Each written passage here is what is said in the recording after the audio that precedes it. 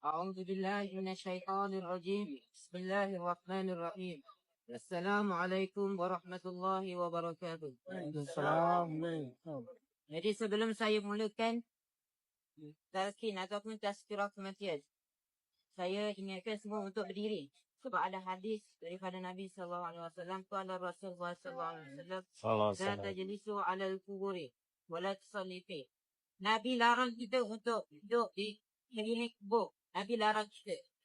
Jadi kalau kita betul-betul sayang Nabi, cinta Nabi, kita ikut apa Nabi kata. Jangan kita duduk. Okay, jadi hari ini kita berdiri dan sama-sama kita dengar. Jadi pada hari ini kita dengar pelbagai kematian yang berlaku. Selama ni kita dengar di telinga kita, banyaknya kematian yang berlaku.